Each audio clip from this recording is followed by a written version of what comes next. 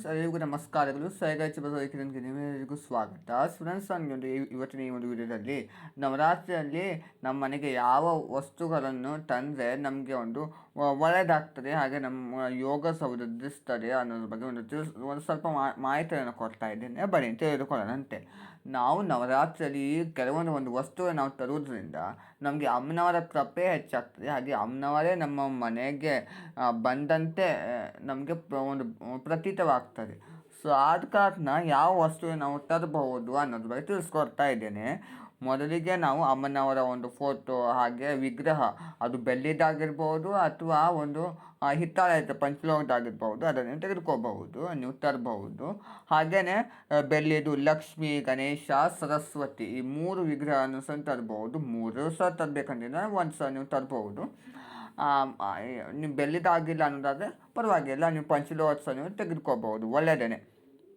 ಹಾಗೆ ಅಮ್ಮನವರ ಫೋಟೋ ಹಾಗೆ ಲಕ್ಷ್ಮಿ, ಗಣೇಶ, ಸರಸ್ವತಿ 3 ಇರುವಂಥದ್ದು ಒಂದು ಫೋಟೋ, ಅಷ್ಟಲಕ್ಷ್ಮಿ ಫೋಟೋನ ತೆಗೆದುಕೋಬಹುದು. ಹಾಗೆಯೇ ಒಂದು ಬೆಳ್ಳಿ ಬಂಗಾರ ಖರೀದಿಸಲು ಆಗಲ್ಲ ಅಂದರೆ ನೀವು ಒಂದು ಹಿತ್ತಾಳೆಯ ಒಂದು ಕುಂಕುಮದ ಭರಣಿಯನ್ನು ಸಹ ನೀವು ಒಂದು ಖರೀದಿ ಮಾಡ್ಬೋದು. ತಟ್ಟೆಗಳನ್ನು ನೀವು ಖರೀದಿ ಮಾಡ್ಬೋದು. ಹಾಗೆಯೇ ಅರಿಶಿನ ಕುಂಕುಮ, ಅದು ಸಹ ತುಂಬ ಒಳ್ಳೆಯದೇ. ಅರಿಶಿನ ಕುಂಕುಮ ಒಂದು ವಸ್ತುವನ್ನು ಖರೀದಿ ಮಾಡಬಹುದು.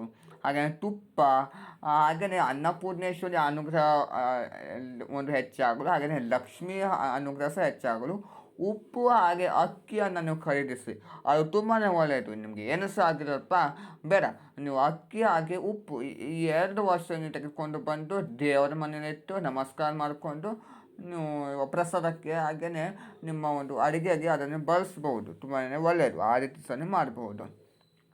ಹಾಗೆಯೇ ಬಳೆಗಳು, ಬಂಗಾರದ ಬಳೆಗಳು ಇಲ್ಲ ಅಂದರೆ ಈ ಗಾಜಿನ ಬಳೆಗಳು, ಅದನ್ನು ಸಹ ತರಬಹುದು. ಅದು ಸಹ ಅಮ್ಮನವರ ಒಂದು ಸಂಕೇತವಾಗಿರುತ್ತದೆ. ಸೊ ಆ ಕಾರಣಕ್ಕೆ ಈ ಥರ ಒಂದು ವಸ್ತುವನ್ನು ಸಹ ತರಬಹುದು.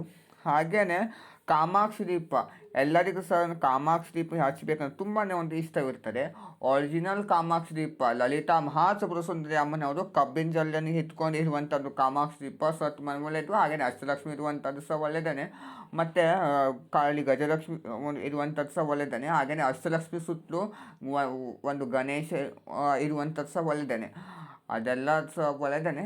ನಿಮಗೆ ಯಾವುದಾಗ್ತದೆ ಅದನ್ನು ನೀವು ತೆಗೆದುಕೊಂಡು ಬರಬಹುದು, ಹಿತ್ತಾಳೆ ಅಥವಾ ಬೆಳ್ಳಿದು. ಹಾಗೆಯೇ ಬನ್ನಿ ಗಿಡ, ಬನ್ನಿ ಹಾಗೆ ಶಮಿ ವೃಕ್ಷದಲ್ಲಿ, ಬನ್ನಿ ಮಂದಿರ ಶಮಿ ವೃಕ್ಷದಲ್ಲಿ ಅಮ್ಮನವರು ನೆಲೆಸಿರ್ತಾರೆ, ಸಾಕ್ಷಾತ್ ಚಾಮುಂಡೇಶ್ವರಿ ಅಮ್ಮನವರು ನೆಲೆಸಿರ್ತಾರೆ. ಸೊ ಆ ಕಾರಣಕ್ಕೆ ಅದನ್ನು ಸಹ ನಾವು ತೆಗೆದುಕೊಂಡು ಬಂದು ಮನೆಗೆ ನೆಟ್ಟರೆ ತುಂಬ ಒಳ್ಳೆಯದು. ಹಾಗೆ ತುಳಸಿ ಗಿಡ, ಆ ತುಳಸಿ ಗಿಡವನ್ನು ಸಹ ತೆಗೆದುಕೊಂಡು ಬಂದು ನೆಟ್ಟು ದಿನನಿತ್ಯ ಬೆಳಿಗ್ಗೆ ಸಂಜೆ 2 ತುಪ್ಪದ ದೀಪವನ್ನು ಹಚ್ಚಿಟ್ಟು ನೀವು ಸರಳವಾಗಿ ಪೂಜೆಯನ್ನು ಮಾಡಿಕೊಳ್ಳಿ, ಅದು ಸಹ ತುಂಬ ಒಳ್ಳೆಯದೇ.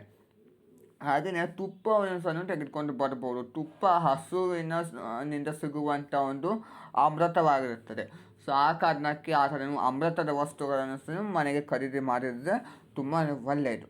ನೋಡಿದ್ರು ಫ್ರೆಂಡ್ಸ್, ಇವತ್ತಿನ ಈ ಒಂದು ವಿಡಿಯೋದಲ್ಲಿ ನಾನು ನಿಮಗೆ ನವರಾತ್ರಿಯಲ್ಲಿ ಯಾವ ವಸ್ತುವನ್ನು ತಂದರೆ ನಿಮಗೆ ಒಳ್ಳೆಯದಾಗ್ತದೆ ಅದ್ರ ಬಗ್ಗೆ ನಮಗೆ ತಿಳಿಸ್ಕೊಟ್ಟಿದ್ದೀನಿ. ಹಾಗೆ ನಿಮಗೇನು ನಿಮ್ಮ ಮನೆಗೆ ಬೇಕಾಗಿರುವಂಥ ಒಂದು ವಸ್ತು ನಿಮಗೆ ಖರೀದಿಸಬೇಕು ಅನ್ನೋದಾದರೆ ಅದನ್ನು ಸಹ ನೀವು ಖರೀದಿಸಿ ಮಾಡ್ಬೋದು. ಯಾಕೆಂದರೆ ಈ ನವರಾತ್ರಿ ಹಬ್ಬ ತುಂಬಾ ಒಂದು ಮುಹೂರ್ತ ಆಗಿರುವಂಥದ್ದು.